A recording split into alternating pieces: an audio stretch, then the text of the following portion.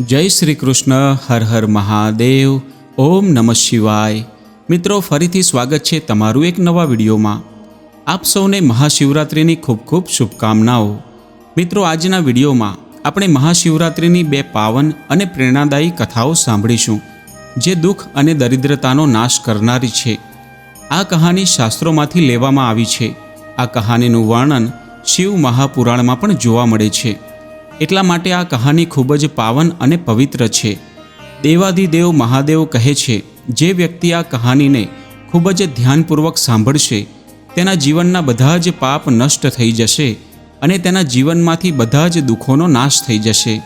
જે વ્યક્તિ આ કહાનીને ખૂબ જ મહિમા અને વિશ્વાસથી સાંભળે છે, તેના પર દેવાધિદેવ મહાદેવની ખૂબ જ કૃપા થાય છે અને તેના ભયંકરમાં ભયંકર પ્રારબ્ધો અને રોગોનો પણ નાશ થઈ જાય છે. ભગવાન ભોલેનાથજીનું વ્રત કરનાર લોકો માટે આ કહાની કોઈ વરદાનથી કમ નથી. તેમણે આ કહાનીને જરૂર સાંભળવી જોઈએ. જે લોકો સોમવારનું વ્રત કરે છે, તેમણે પણ આ કહાનીને જરૂર સાંભળવી જોઈએ. જે લોકો આ કહાનીને સાંભળે છે, તેમના પર ભગવાન ભોલેનાથની અસીમ કૃપા થાય છે અને સાથે જ મનુષ્યને સારા કર્મ કરવા માટેની પ્રેરણા મળે છે. મનુષ્યને પોતાના જીવનમાં સદમાર્ગે ચાલવાની પ્રેરણા મળે છે. તો મિત્રો, આ પવિત્ર કથા શરૂ કરતાં પહેલાં જો તમે બધાએ હજુ સુધી વિડીયોને લાઇક ન કર્યો હોય તો વિડીયોને લાઇક કરી શેર કરી દેજો અને કમેન્ટ બોક્સમાં હર હર મહાદેવ લખી અમારી ચેનલને સબસ્ક્રાઈબ પણ જરૂરથી કરી દેજો. વર્ષો પહેલાંની વાત છે. એક પ્રદેશમાં એક મોટું જંગલ હતું. આ જંગલમાં એક સરોવર હતું. આ સરોવરના કિનારે એક મોટું બીલીનું વૃક્ષ હતું અને તે વૃક્ષની નીચે મહાદેવનું નાનકડું શિવલિંગ હતું. આ જંગલમાં રહેતા હરણા દરરોજ આ સરોવરમાં પાણી પીવા આવતા હતા. પાણી પીને તેઓ આ બીલી વૃક્ષની નીચે આરામ કરતા, બેસતા અને મહાદેવના દર્શન કરતા. એક દિવસ પર્વતની તળેટીમાં રહેતા ભીલ વહેલી સવારે ખાધા પીધા વગર પોતાનું તીર કામઠું લઈને જંગલમાં શિકાર કરવા નીકળ્યા. તે દિવસ મહાશિવરાત્રિનો હતો. તેથી રસ્તે આવતા જતા લોકો એકબીજાને શિવ શિવ એવું કહેતા. તેણે પણ રસ્તામાં બધાને શિવ શિવ એવું કહ્યું. આમ તેનાથી મનમાં ભગવાન ભોલેનાથના મંત્રનો જાપ થઈ ગયો. આ શિકારી આખો દિવસ શિકારની શોધમાં આમ તેમ ફર્યો, પણ તેના હાથમાં નાનું સરખું સસલુંય આવ્યું નહીં. તે આખો દિવસ ભૂખ્યો રહ્યો, તરસ્યો રહ્યો અને ભટક્યો. સાંજ પડે તે પહેલાં સરોવરના કિનારે આવી પહોંચ્યો. તેણે સરોવરનું મીઠું જળ પીધું, તરસ छिपाવી. પછી તે બીલીના વૃક્ષ નીચે, એટલે કે ભગવાન શિવજીના જે શિવલિંગ પાસે બીલી વૃક્ષ હતું, ત્યાં આવીને બેઠો. તેણે જાણે અજાણે જ ભગવાન શિવના દર્શન કરી લીધા. એવામાં અંધારું થઈ ગયું. ત્યારે તેણે ઝાડ પર રાતવાસો કરવાનું વિચાર્યું. તે બીલીના વૃક્ષની ઉપર ચડી ગયો. તેણે વિચાર્યું કે કદાચ રાતના કોઈ જાનવર સરોવરે પાણી પીવા માટે આવે તો તેનો સહેલાઈથી શિકાર કરી શકાય. આમ તે બીલીના વૃક્ષ ઉપર બેઠો બેઠો રાહ જોતો હતો. તે ઝાડ ઉપર તો ચડ્યો, પણ તેને શિકાર જોવામાં ઘણી તકલીફ થતી હતી. તેના કારણે તેના મોઢા પાસે જે બીલીના પાંદડા અને ડાળીઓ આવતી હતી, તે તેને નડતા હતા.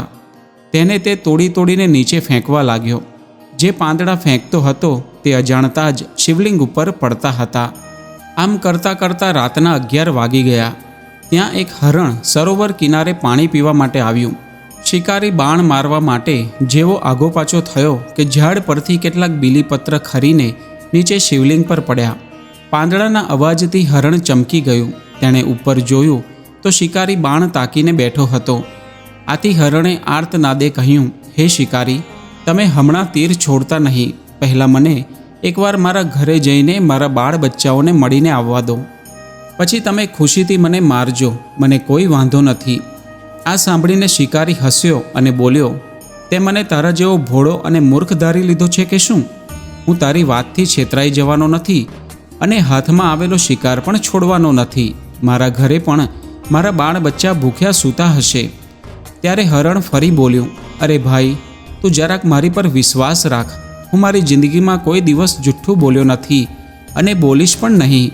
દરેકને પોતાના બાળ બચ્ચા ઉપર હેત હોય છે, માટે તું મારી આટલી માંગણી માન્ય રાખ. સવાર થતાં જ હું પાછો આવી જઈશ. હરણની દયા ભરેલી વાણી સાંભળીને શિકારીને પણ દયા આવી. તેણે હરણને ઘરે જવાની રજા આપતા કહ્યું, જો હરણ, હું તને તારા બચ્ચાની દયા ખાઈને જવા દઉં છું, પણ તું મારી સાથે વિશ્વાસઘાત કરતો નહીં. સવાર થતાં તું જલ્દીથી પાછો આવી જજે. પછી હરણ તો રાજી થઈને ઘરે ચાલ્યું ગયું. થોડીવાર બાદ ત્યાં એક હરણી પાણી પીવા આવી. તેણે પણ શિકારીને બાણ મારવા જતા રોક્યો અને શિકારીને કહ્યું, મને મારા બાળ બચ્ચાને મળી આવવા દો, પછી તું મને ખુશીથી મારજે. હરણીએ પણ શિકારીને ખૂબ વિનંતી કરી, એટલે શિકારીએ તેને પાછા આવવાનું વચન આપી જવા દીધી. શિકારી બંને હરણ અને હરણીની રાહ જોતો બેસી રહ્યો. તે ઝાડ ઉપર બેસીને સમય પસાર કરવા માટે બીલીના પાન તોડીને નીચે નાખતો હતો. આ બધા બીલીપત્ર નીચે રહેલા શિવલિંગ ઉપર પડતા હતા.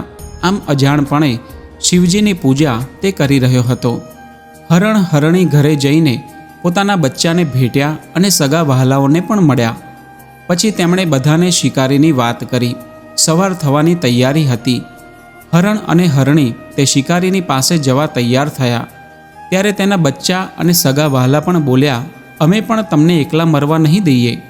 મરીશું તો આપણે બધા સાથે જ. ભલે શિકારી અમને પણ તમારી સાથે મારી નાખે. આમ કહીને બધા હરણ અને હરણી શિકારી પાસે ચાલી નીકળ્યા. થોડી વારમાં ટોળું સરોવર કિનારે આવી પહોંચ્યું. શિકારી તો હરણનું મોટું ટોળું જોઈને નવાઈ પામ્યો કે મેં તો 2 જ હરણને જવા દીધા હતા, અહીં તો કેટલા બધા આવ્યા છે. શિકારી ઝાડ પરથી નીચે ઉતર્યો અને હરણાઓની પાસે આવ્યો.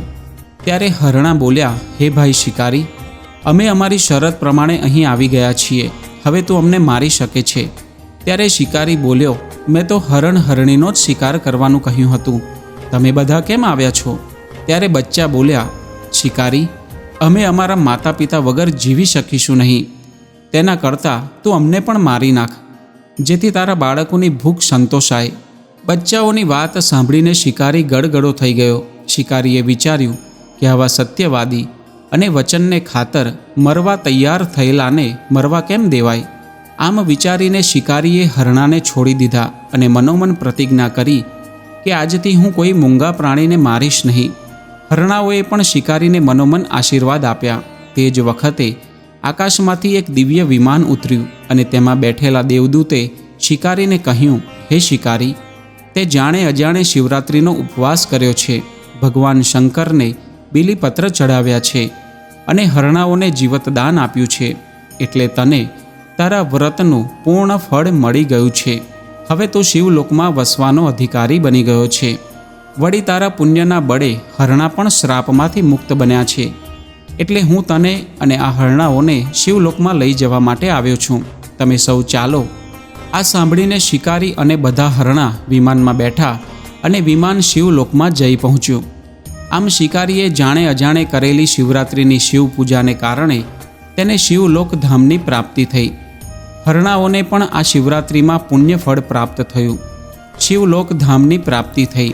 હે દેવોના દેવ મહાદેવજી, જેમ મહાશિવરાત્રિનું વ્રત શિકારી અને હરણાઓને ફળ્યું, તેમ આ વ્રત કરનાર, કથા કહેનાર, કથા સાંભળનાર, આજની રાત્રિએ તમારી પૂજા કરનાર સૌને આપના આશીર્વાદ પ્રાપ્ત થાય તેવી અંતરની પ્રાર્થના છે.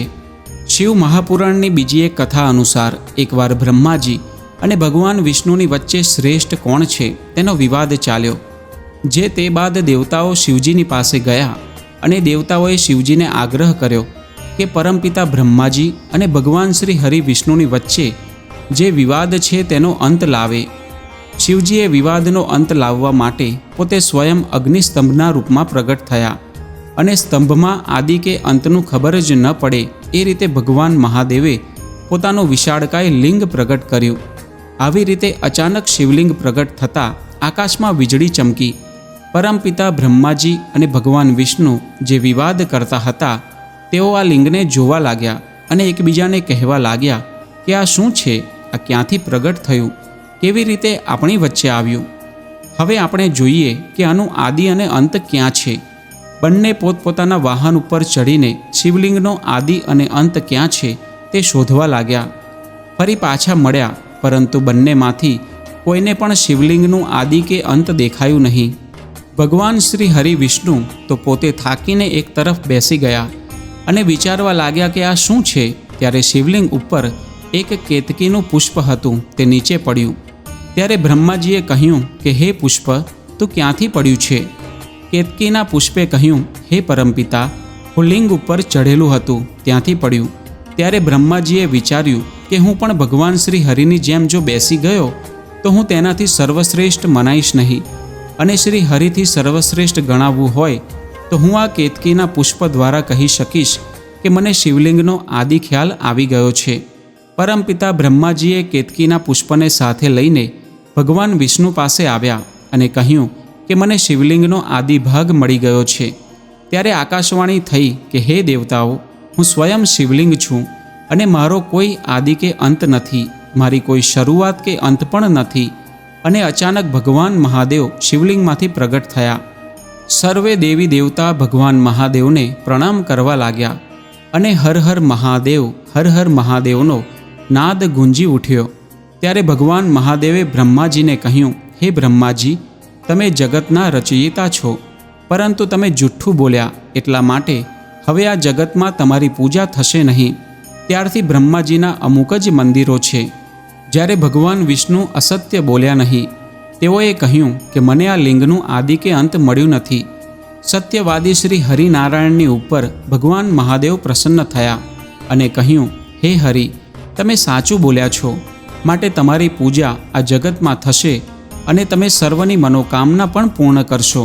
આ રીતે બ્રહ્માજી અને ભગવાન શ્રી હરિનારાયણને ભગવાન મહાદેવે આશીર્વાદ પ્રદાન કર્યા. બ્રહ્માજીએ ભગવાન મહાદેવ પાસે ક્ષમા યાચના કરી. ભગવાન ભોળાનાથ તો ભોળા છે, તેઓએ ક્ષમા કરી દીધા અને કહ્યું, હે બ્રહ્માજી, તમે આ સૃષ્ટિના રચયિતા છો, માટે તમે તમારી ફરજ નિભાવો. ભગવાન શ્રી હરિનારાયણ પાલન પોષણ કરતા દેવતા થશે અને હું સંહાર કરતા દેવતા થઈશ. આ રીતે ત્રિદેવનો સંયોગ થયો. આ સૃષ્ટિની રચના, પાલન પોષણ કરવામાં અને સંહાર કરવા માટે ત્રિદેવની પૂજા થાય છે.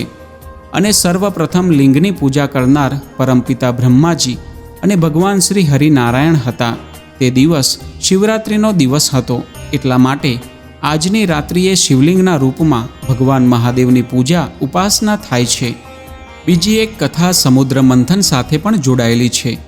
જ્યારે દેવો અને અસુરોએ સમુદ્ર મંથન કર્યું ત્યારે 14 રત્ન પ્રાપ્ત થયા. સ્વયં માતા લક્ષ્મી, ચંદ્રમા, અમૃત અને વિષ સાથે હળાહળ વિષ નીકળ્યું. તેનાથી આખું જગત બળવા લાગ્યું, ત્યાં સુધી કે દેવતાઓ અને દાનવો પણ બચ્યા નહીં. સર્વે દેવી દેવતાઓએ દેવોના દેવ મહાદેવનું સ્મરણ કર્યું અને મહાદેવ તેમની શક્તિ સાથે પ્રગટ થયા. દેવી પાર્વતી અને મહાદેવને પ્રણામ કરીને દેવતાઓએ આ હળાહળ વિષના નિવારણ અર્થે પ્રાર્થના કરી. ત્યારે મહાદેવ તે હળાહળ વિષને પોતે ગ્રહણ કરશે તેવું જાહેર કર્યું. ભગવાને એ હળાહળ વિષને પોતાના કંઠમાં સ્થાપિત કર્યું, જેથી ભગવાન મહાદેવનો કંઠ નીલો થઈ ગયો. તેથી મહાદેવ નીલકંઠ કહેવાયા. માતા શક્તિએ પણ ભગવાન મહાદેવને સહાય કરી. તે કંઠમાં જ તે હળાહળ વિષ રહે, શરીરમાં પ્રસરે નહીં. તેમ છતાં પણ મહાદેવના શરીરમાં જલન પેદા થઈ.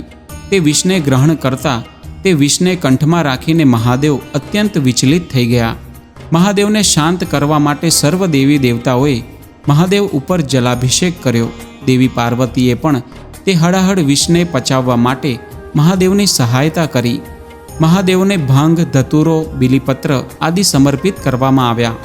આમ મહાદેવની અંદર જે હળાહળ વિષની અગ્નિ હતી તે ધીરે ધીરે શાંત થઈ.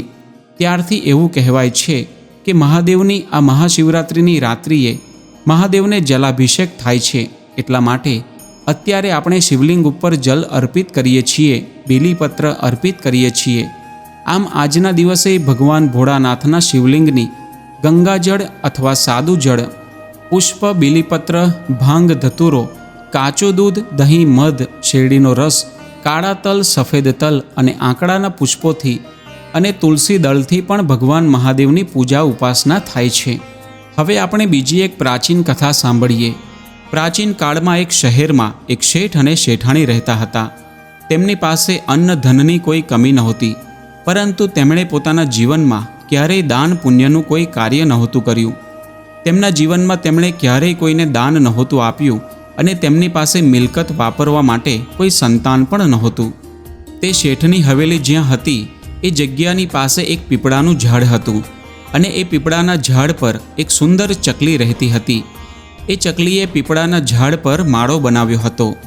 ચકલીને 2 નાના બાળકો હતા આ ચકલી રોજ શહેરમાં અનાજની શોધમાં જતી હતી. તેને જે કંઈ અનાજના દાણા મળતા તેમાંથી થોડા ઘણા દાણા ખાધા બાદ તે ફરી પોતાના માળામાં આવીને પોતાના બાળકોને જમાડતી હતી. ચકલી રોજ તે શેઠના ઘરે જતી, પરંતુ ત્યાં તેને એક દાણો પણ નહોતો મળતો. એટલે ચકલી ત્યાંથી આગળ વધે છે. પછી ચકલી મનમાં વિચારવા લાગે છે કે આખા શહેરમાં આ શેઠની સૌથી મોટી હવેલી છે અને તે સૌથી ધનવાન વ્યક્તિ છે, પરંતુ તેમ છતાં તે ક્યારેય કોઈને ભિક્ષા નથી આપતો, ક્યારેય કોઈ ધર્મનું કાર્ય નથી કરતો, મંદિરમાં ક્યારેય કોઈ દાન નથી આપતો, ક્યારેય કોઈ જરૂરિયાતમંદ અને લાચાર વ્યક્તિની મદદ નથી કરતો કે ક્યારેય પક્ષીઓને અનાજ પણ નથી નાખતો. આ શેઠ ખૂબ જ કંજૂસ છે. એક દિવસ ચકલી સવારે પોતાના માળામાંથી ઉડે છે અને શેઠની હવેલી પર જઈને બેસે છે. ચકલી જુએ છે કે શેઠ અને શેઠાણી વાતો કરી રહ્યા હતા. શેઠાણી પોતાના પતિને કહી રહી હતી કે આપણી પાસે એટલી બધી સંપત્તિ છે કે આખા શહેરના લોકો આપણને નગર શેઠ કહીને બોલાવે છે. આપણી પાસે પૈસાની કોઈ કમી નથી, પરંતુ આ ધનનું આપણે શું કરીએ? આપણી પાસે કોઈ વારસદાર નથી, કોઈ દીકરો નથી કે જે આ પૈસાને વાપરી શકે. ત્યારે શેઠ શેઠાણીને કહે છે કે શેઠાણી, હવે આમાં મારો શું વાંક છે? આપણું નસીબ જ ખરાબ છે. એવું પણ બની શકે કે આપણા નસીબમાં દીકરો જ ના હોય. પછી શેઠ આગળ કહે છે કે હવે જ્યાં સુધી આપણે જીવીશું ત્યાં સુધી આ પૈસા વાપરીશું. એ પછી જેના નસીબમાં હશે એ આ મિલકતને ભોગવશે. પતિ પત્ની બંને આ પ્રકારની વાતો કરે છે અને ચકલી ખૂબ જ ધ્યાનથી તે વાતોને સાંભળે છે. શેઠ અને શેઠાણીની વાત પૂરી રીતે સાંભળીને ચકલી ત્યાંથી આગળ વધે છે અને અનાજ પાણી મેળવ્યા પછી તે પોતાના માળામાં પાછી જતી રહે છે. હવે ચકલી રોજ તે શેઠના ઘરે જવા લાગી અને શેઠ શેઠાણીની વાતો સાંભળવા લાગી. શેઠની પત્ની ખૂબ જ સારા સ્વભાવની હતી. તેના હૃદયમાં કરુણા હતી. શેઠાણી દરરોજ તે ચકલીને જુએ છે. પછી ધીમે ધીમે શેઠાણીને તે ચકલી સાથે લગાવ થઈ જાય છે. હવે શેઠાણી તે ચકલીને સંતાઈને શેઠની જાણ વગર અનાજ નાખતી હતી અને ચકલી અનાજ ખાઈને સંતુષ્ટ થઈ જતી. શેઠાણી તે ચકલીને ખૂબ જ પ્રેમથી દરરોજ દાણા નાખતી હતી અને એક વાસણમાં પાણી પીવા આપતી હતી. હવે ચકલીને તેના બચ્ચાને એકલા મૂકીને શહેર જવાની જરૂર નહોતી પડતી. આ રીતે ઘણા દિવસો વીતી ગયા. એક દિવસે ચકલી તેના મનમાં વિચારવા લાગી કે શેઠાણી તો ખૂબ જ સારા છે. તે મને દરરોજ અનાજ ખવડાવે છે, પરંતુ તેના ઘરમાં પુત્ર નથી. પછી તે ચકલી મનમાં વિચારે છે કે મારે એવું શું કરવું જોઈએ કે જેથી આ શેઠાણીને પુત્ર થાય. ચકલી વિચારે છે કે જ્યાં સુધી સ્ત્રી માતા ન બને ત્યાં સુધી સ્ત્રી ભાગ્યશાળી કહેવાતી નથી. સ્ત્રીની પીડા સ્ત્રી જ સમજી શકે છે. સ્ત્રીનું જીવન ત્યારે જ સફળ થાય છે જ્યારે તે માતા બને છે. સ્ત્રીને સૌથી મોટી ખુશી ત્યારે જ થાય છે જ્યારે તે માતા બને છે. આવું વિચારીને ચકલી ખૂબ જ ઉદાસ થઈ જાય છે. પછી એક દિવસે તેના મનમાં વિચાર આવે છે કે હું ભગવાન ભોલેનાથ પાસે કૈલાશ પર્વત પર જઉં અને આ શેઠ શેઠાણીને પુત્ર પ્રાપ્તિ થાય તેના માટે ભગવાન ભોલેનાથને આજીજી કરું, પ્રાર્થના કરું. આવું વિચારીને ચકલી તેના પતિને કહે છે કે સાંભળો, હું થોડા દિવસો માટે ક્યાંક જાઉં છું. તમે બાળકોની સંભાળ રાખજો, તેમને સમયસર અનાજ પાણી આપજો. આવું કહીને ચકલી તેના માળામાંથી ઉડી જાય છે. ચકલી ઉડતી જાય છે, રાત દિવસ ઉડે છે, સખત મહેનત કરે છે, ભૂખી તરસી ઉડતી રહે છે અને ઉડતી ઉડતી છેવટે કૈલાશ પર્વત પર પહોંચે છે, જ્યાં મહાદેવ અને માતા પાર્વતી રહેતા હતા.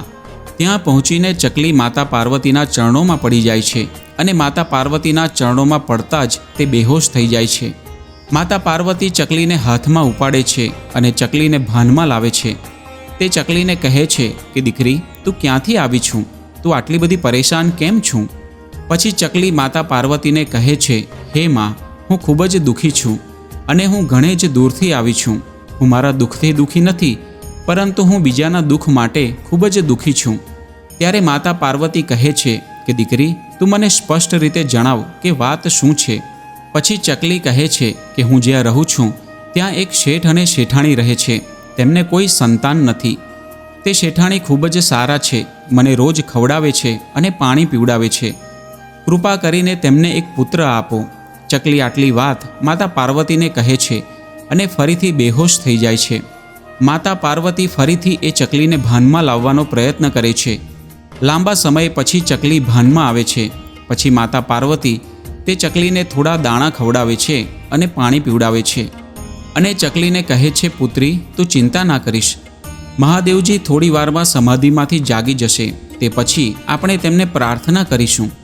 થોડીવાર પછી ભગવાન ભોલેનાથ પોતાની સમાધિમાંથી જાગે છે.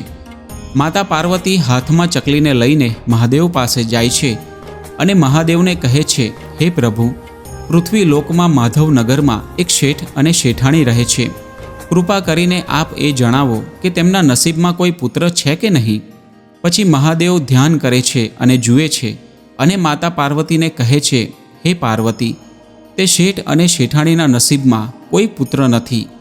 ત્યારે માતા પાર્વતી કહે છે, હે પ્રભુ, જો તેના ભાગ્યમાં પુત્ર ન હોય તો પણ તમારે તેમને પુત્ર આપવો પડશે. પરંતુ મહાદેવ કહે છે કે તમે આટલો આગ્રહ કેમ કરો છો? તેમના નસીબમાં પુત્ર નથી તો પછી હું તેમને પુત્ર કેવી રીતે આપી શકું? પછી માતા પાર્વતી જીદ કરે છે અને કહે છે કે આ ચકલી ઘણે દૂરથી આવી છે અને આશા રાખીને બેઠી છે કે આપણે તેની મદદ કરીશું. આ આશા સાથે તે આટલે દૂરથી ભૂખી તરસી ઉડીને અહીં આવી છે અને આપણે તેને અહીંથી ખાલી હાથે કેવી રીતે મોકલી શકીએ? હવે માતા પાર્વતીની આવી જીદ સામે મહાદેવ ઝૂકી જાય છે અને કહે છે કે ઠીક છે દેવી પાર્વતી, તમે દરેક જીવ માટે આટલી જીદ કરો છો અને મારે તમારી દરેક જીદ પૂરી કરવી પડે છે. ભલે, જો તમે કહેતા હોય તો આપણે શેઠ અને શેઠાણીને પુત્ર આપીશું. પરંતુ આ ચકલીને કહો કે શેઠ અને શેઠાણી કોઈ દાન પુણ્ય કરતા નથી કે કોઈ ધાર્મિક કાર્ય કરતા નથી, કોઈ પવિત્ર ગ્રંથો વાંચતા નથી, તેઓ વેદોનો અભ્યાસ નથી કરતા, તેઓ નાસ્તિક છે. પુત્ર પ્રાપ્તિ બાદ નાસ્તિકમાંથી આસ્તિક બનવું પડશે. તેમણે દાન પુણ્ય કરવાનું રહેશે. તેમણે મંદિરમાં જવું પડશે, સાધુને ભિક્ષા પણ આપવી પડશે, ભગવાનનું ભજન પણ કરવું પડશે, નહીં તો એમના પુત્રનું આયુષ્ય ઓછું થઈ જશે. ત્યારે ચકલી કહે છે, હે પ્રભુ, હું શેઠ શેઠાણીને મંદિરમાં લઈ જવાનો પ્રયત્ન કરીશ. તેમને મહાશિવરાત્રિનું વ્રત કરવા કહીશ, સોમવારના ઉપવાસ કરવા કહીશ, દાન કરવા કહીશ. હું મારાથી બનતા બધા જ પ્રયત્ન કરીશ. ત્યારે ભગવાન ભોલેનાથ તેને તથાસ્તુ કહે છે અને કહે છે કે તારી ઈચ્છા જલ્દી જ પૂરી થશે. ત્યાર પછી ચકલી ભગવાન ભોલેનાથ અને માતા પાર્વતીને પ્રણામ કરે છે અને ત્યાંથી ઉડી જાય છે અને તેના માળામાં પાછી આવી જાય છે. થોડા જ સમય બાદ શેઠાણી ગર્ભવતી થાય છે અને 9 મહિના પછી શેઠાણી એક સુંદર પુત્રને જન્મ આપે છે. શેઠ અને શેઠાણી તેમના પુત્રને મેળવીને ખૂબ જ ખુશ થાય છે. ચકલી પણ ખૂબ જ ખુશ થાય છે. ચકલી વિચારે છે કે તેની મહેનત સફળ રહી છે. ચકલી વિચારે છે કે આ શેઠ શહેરનો સૌથી ધનિક વ્યક્તિ છે અને જ્યારે આ શેઠ પોતાના પુત્રને સારી વસ્તુઓ ખવડાવશે ત્યારે કેટલાક નાના નાના ટુકડા પણ નીચે પડી જશે અને મને પણ તે ખાવા મળશે. આવો વિચાર કરીને તે ચકલી ખૂબ જ ખુશ થાય છે. ધીમે ધીમે શેઠનો દીકરો મોટો થાય છે. એક શિવરાત્રિ પસાર થાય છે, બીજી શિવરાત્રિ પસાર થાય છે, ત્રીજી શિવરાત્રિ પણ પસાર થઈ જાય છે અને આમ કરતાં ચોથી શિવરાત્રિ પણ પસાર થાય છે. 5મી શિવરાત્રિ આવવાની હોય છે ત્યારે તે ચકલી ખૂબ જ ચિંતામાં પડી જાય છે. તે ખૂબ જ દુઃખ અનુભવે છે.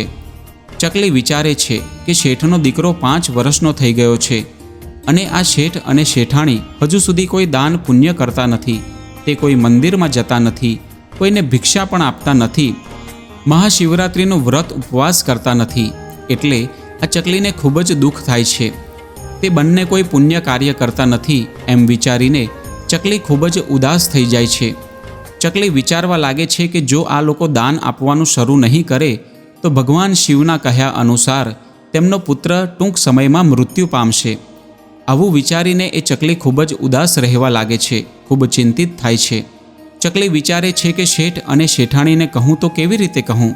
એ લોકો મારી ભાષા પણ સમજી શકતા નથી, તેઓ મારા હાવભાવને પણ સમજી શકતા નથી. હવે મારે શું કરવું જોઈએ? એમ વિચારીને તે ચકલી ખૂબ જ ઉદાસ થઈ જાય છે અને વિચારે છે કે મારે પાછું કૈલાસ પર્વત પર જવું જોઈએ અને માતા પાર્વતી અને ભગવાન શિવને એનો ઉપાય પૂછવો જોઈએ. ત્યાં સુધીમાં ચકલીના બાળકો મોટા થઈ ગયા હતા. ચકલી તેના બાળકોને કહે છે કે બાળકો, તમે તમારું ધ્યાન રાખજો, હું થોડા દિવસો માટે ક્યાંક જાઉં છું. પછી ચકલી ફરીથી તેના માળામાંથી ઉડે છે અને સીધા કૈલાશ પર્વત પર પહોંચી જાય છે. કૈલાશ પર્વત પર જઈને તે ચકલી માતા પાર્વતીના ચરણોમાં પડી જાય છે. માતા પાર્વતી ચકલીને હાથમાં લઈને કહે છે, પુત્રી, હવે તને શું તકલીફ છે? તે કહ્યું તેમ જ થયું છે. શેઠ અને શેઠાણીને એક દીકરો થયો છે. હવે તું ફરી પાછી કેમ અહીં આવી છું? પછી ચકલી માતા પાર્વતીને કહે છે, હે માતા, શેઠ અને શેઠાણીનો દીકરો થયો છે, પણ હું શેઠ અને શેઠાણીને સાચા રસ્તે લઈ જઈ શકી નથી. હું તેમને નાસ્તિકમાંથી આસ્તિક ન કરી શકી. હું તેમને ધાર્મિક કાર્ય કરાવી શકી નથી. પતિ પત્ની બંને આજે પણ પહેલાં જેવા જ છે. ના તેઓ કોઈ મંદિરમાં જાય છે કે ના તો કોઈ દાન ધર્મ કરે છે. તેઓ ભગવાનની પૂજા પણ નથી કરતા. પતિ પત્ની બંને હજી પણ એક સરખા છે. આવું રહેશે તો તેમના પુત્રનું ટૂંક સમયમાં જ મૃત્યુ થઈ જશે, જેના કારણે હું ખૂબ જ દુઃખી છું. પછી ચકલી માતા પાર્વતીના ચરણોમાં પડી જાય છે અને રડવા લાગે છે અને કહે છે, હે માતા, આવું ન થવું જોઈએ. તેમનો પુત્ર લાંબા સમય સુધી જીવતો રહેવો જોઈએ. ચકલી એ વાત સારી રીતે જાણતી હતી કે જ્યારે પિતા પાસે કોઈ વસ્તુ માંગવી હોય તો માતાના ચરણોમાં જવું જોઈએ. જો માતાને મનાવી લઈશું તો પિતા પણ આપોઆપ માની જશે. આવું વિચારીને ચકલી માતા પાર્વતીના ચરણોમાં પડી જાય છે. ત્યારે માતા પાર્વતી ફરીથી ચકલીને પોતાના હાથમાં ઉઠાવે છે અને કહે છે કે દીકરી, તું શાંત થઈ જા. પછી માતા પાર્વતી ફરી ભોલેનાથને કહે છે કે મહાદેવજી, આવું ન થવું જોઈએ. ચકલી આગળ કહે છે, હે પાર્વતી માં, મેં તેમને સમજાવવાનો પૂરો પ્રયત્ન કર્યો હતો, પરંતુ તે લોકો મારી ભાષા સમજી શકતા નથી અને તેઓ મારા હાવભાવ પણ સમજી શકતા નથી. હવે હું શું કરું?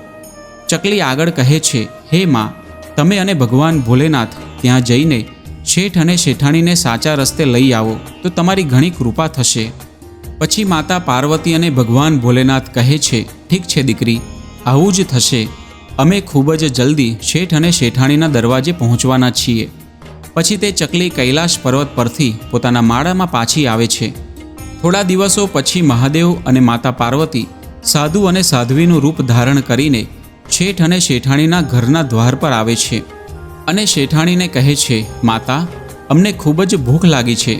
તમે અમને ભોજન કરાવો, અમને જમાડો, નહીં તો અમે તમને શ્રાપ આપીશું અને તમે બરબાદ થઈ જશો. પછી શેઠાણી હાથ જોડીને કહે છે, મહાત્માજી, અમને શ્રાપ ના આપશો, અમે ચોક્કસ તમને જમાડીશું.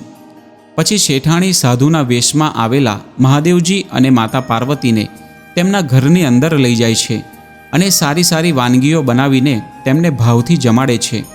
તે સમયે શેઠાણીનો નાનો પુત્ર શેઠાણીની મદદ કરવા આવી જાય છે. ક્યારેક તે મહાદેવજી અને માતા પાર્વતી પાસે રોટલી લઈને આવી જતો, તો ક્યારેક શાક લઈ આવતો, તો ક્યારેક કોઈ મીઠાઈ લઈ આવતો. માતા પાર્વતી આ જોઈને ખૂબ જ ખુશ થાય છે. માતા પાર્વતી વિચારે છે કે આ મહાદેવજીનો પ્રસાદ છે એટલે જ તે આટલો ચંચળ છે. જ્યારે શેઠાણી સાધુના વેશમાં આવેલા માતા પાર્વતી અને ભગવાન ભોલેનાથને ભોજન કરાવી દે છે, ત્યારબાદ મહાદેવજી અને માતા પાર્વતી શેઠાણીના ઘરની બહાર જવા લાગે છે. ત્યારે શેઠ અને શેઠાણી બંને આવીને હાથ જોડીને કહે છે કે મહાત્માજી, અમારી સેવામાં કોઈ ભૂલ થઈ હોય તો અમને માફ કરી દો, પણ અમને શ્રાપ ન આપશો. ત્યારે ભગવાન ભોલેનાથ કહે છે, શેઠ શેઠાણી, ધ્યાનથી સાંભળો. તમે ઘણી ભૂલો કરી છે અને તમે ભૂલો કરતા જ રહો છો. જો તમે આમ જ કરશો તો તમારો દીકરો એક મોટી મુશ્કેલીમાં મુકાઈ જશે અને તમારો દીકરો ટૂંક સમયમાં જ આ દુનિયા છોડી દેશે, તેનું મૃત્યુ થશે. પછી શેઠ અને શેઠાણી સાધુના વેશમાં રહેલા ભગવાન ભોલેનાથના ચરણોમાં પડી જાય છે અને કહે છે, હે મહાત્માજી, અમને કોઈ ઉપાય જણાવો. હવે અમે શું કરીએ? વૃદ્ધાવસ્થામાં એક દીકરો મળ્યો છે અને અમે આ દીકરાને ગુમાવવા નથી માંગતા. ત્યારે ભગવાન ભોલેનાથ કહે છે, ધ્યાનથી સાંભળો.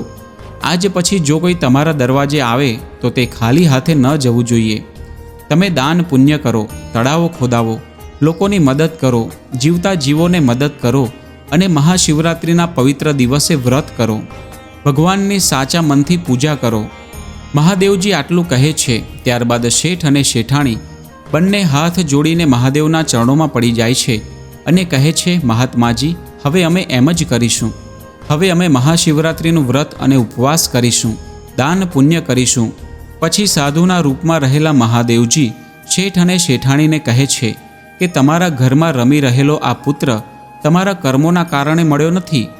તમારા નસીબમાં પુત્ર હતો જ નહીં, પરંતુ આ એક ચકલીની ભેટ છે જે અહીંથી કૈલાસ પર્વત પર ઉડીને ગઈ હતી અને કૈલાસ પર્વત પર ગયા પછી મહાદેવ અને માતા પાર્વતીને વિનંતી કરી હતી અને તમારા માટે પુત્ર માંગ્યો હતો.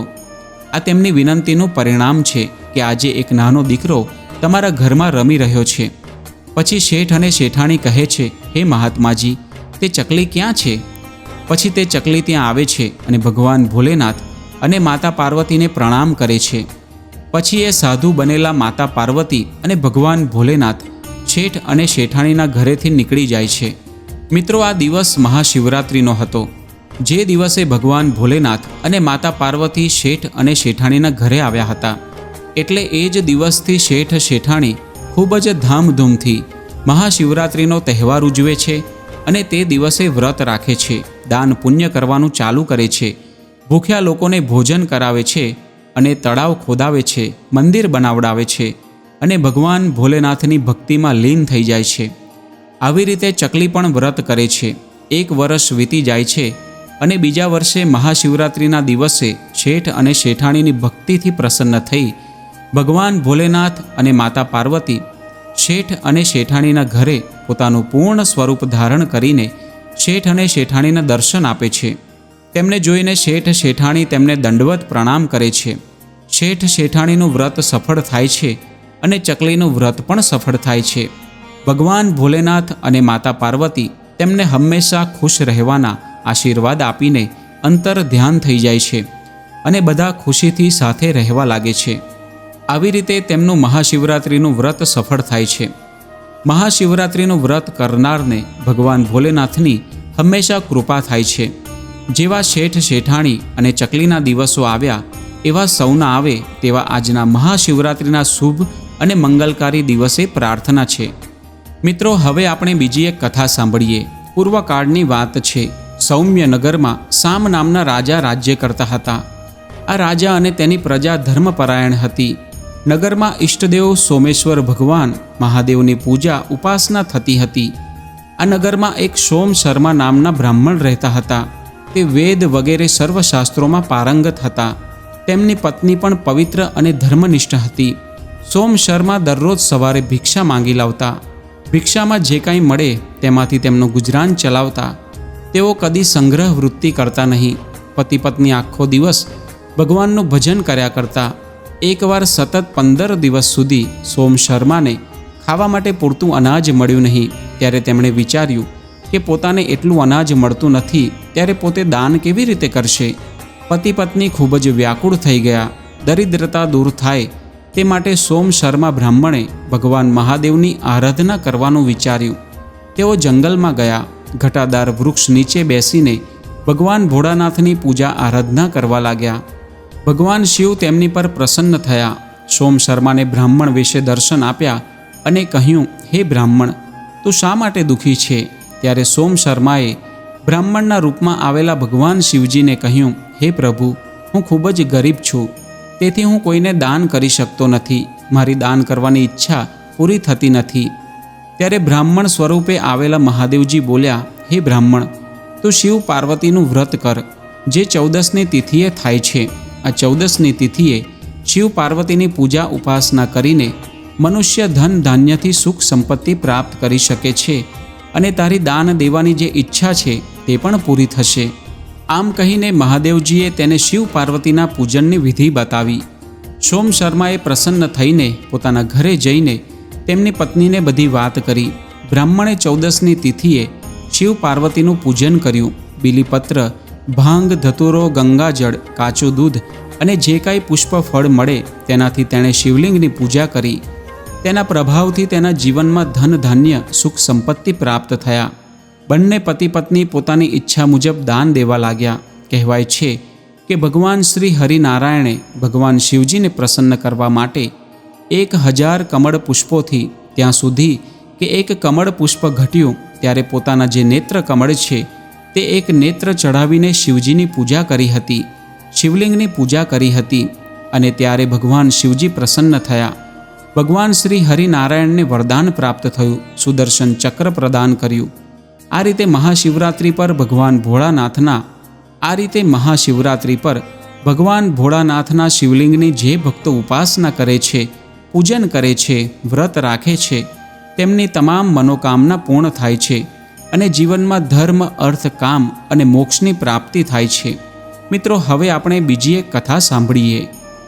એક જમાનામાં એક શહેરમાં એક ધનવાન વેપારી રહેતો હતો. તે વેપારી ભગવાન ભોલેનાથનો પરમ ભક્ત હતો. તે વેપારી ભગવાન ભોલેનાથની પૂજા કર્યા વિના પાણી પણ ગ્રહણ કરતો નહોતો. રોજ સવારે ઉઠીને પોતાનું નિત્ય કર્મ કર્યા પછી ભગવાન ભોલેનાથની પૂજા કરતો હતો. તેમનો એક નાનો ધંધો હતો જે ખૂબ જ સરસ રીતે ચાલતો હતો. તેને તે ધંધામાં ઘણો નફો મળતો હતો. તે વેપારી ખૂબ જ દયાળુ હતો. તે ગરીબ અને લાચાર લોકોની સેવા કરવા માટે હંમેશા તત્પર રહેતો. આવી રીતે દિવસો વીતી રહ્યા હતા. પરંતુ વેપારીની આ આદતોને કારણે તેની પત્ની તેના પર ખૂબ જ ગુસ્સે થતી હતી. પરંતુ ભગવાન ભોલેનાથ પ્રત્યેની તેની ભક્તિ જોઈને વેપારીની પત્ની તેને ખૂબ જ પ્રેમ પણ કરતી હતી. તેથી તેની પત્નીએ ક્યારેય તેનું અપમાન કર્યું નહોતું. થોડા સમય પછી એક એવો સમય આવે છે કે તેના વેપારમાં ઘણું બધું નુકસાન થવા લાગે છે. તેથી તેને ભયંકર ગરીબીનો સામનો કરવો પડે છે, જેના કારણે વેપારી ખૂબ જ દુઃખી થવા લાગે છે.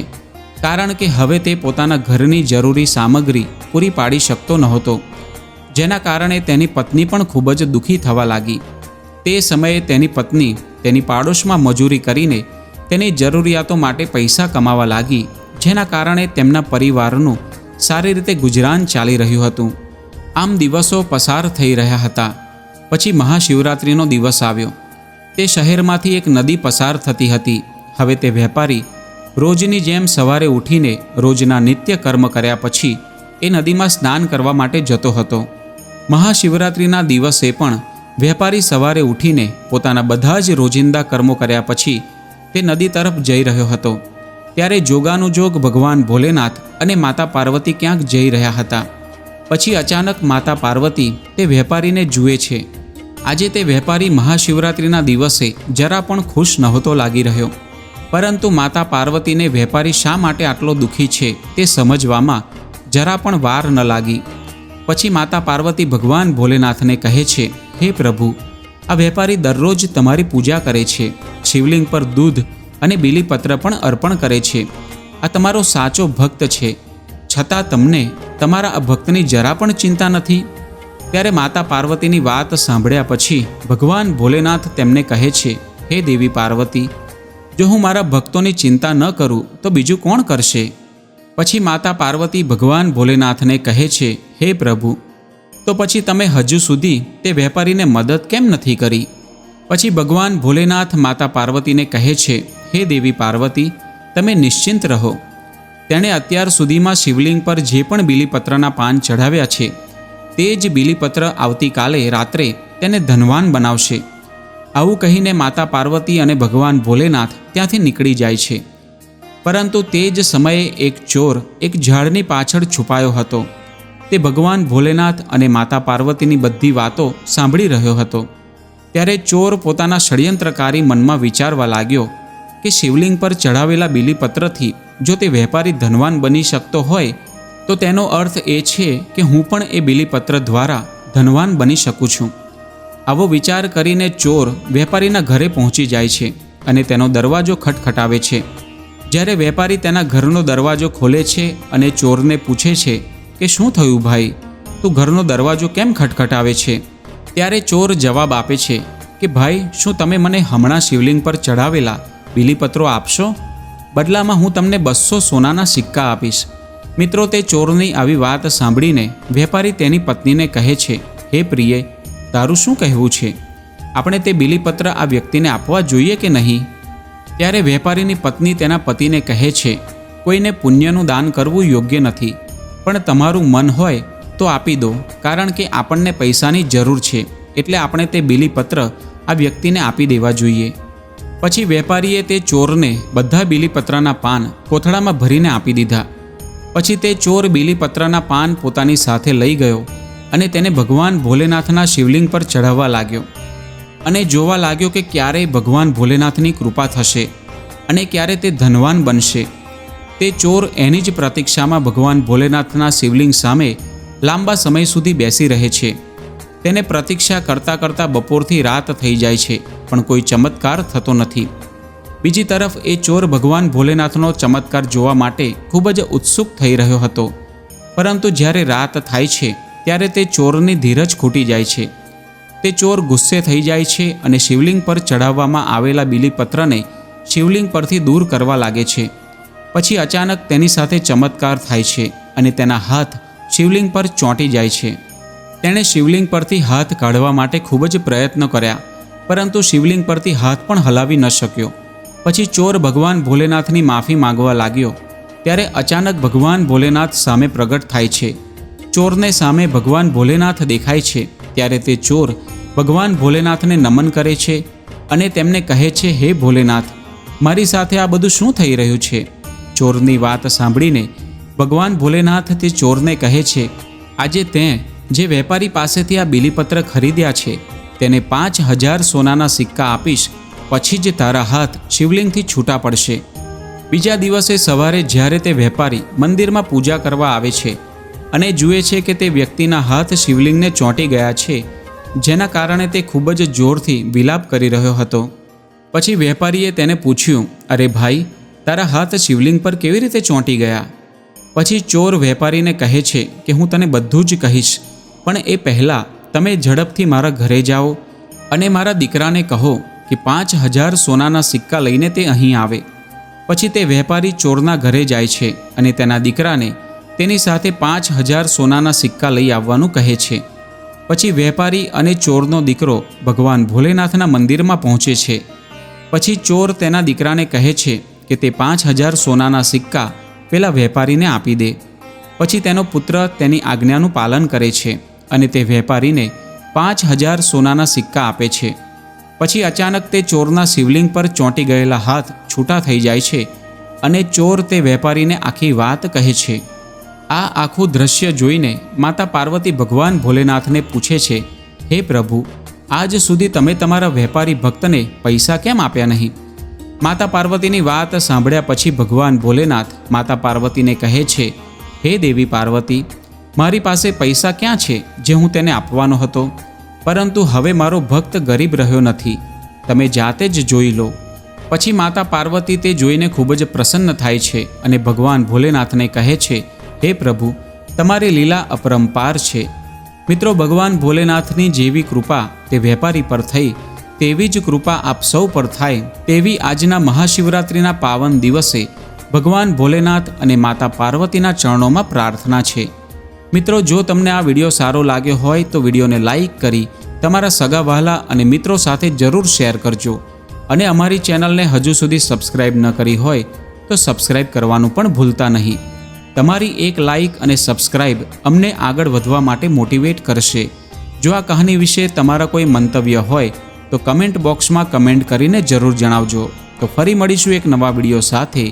આ કહાનીમાં અંત સુધી જોડાયેલા રહેવા માટે આપ સૌનો ખૂબ ખૂબ આભાર. સૌને જય સ્વામિનારાયણ, જય શ્રી રામ, જય શ્રી કૃષ્ણ, હર હર મહાદેવ.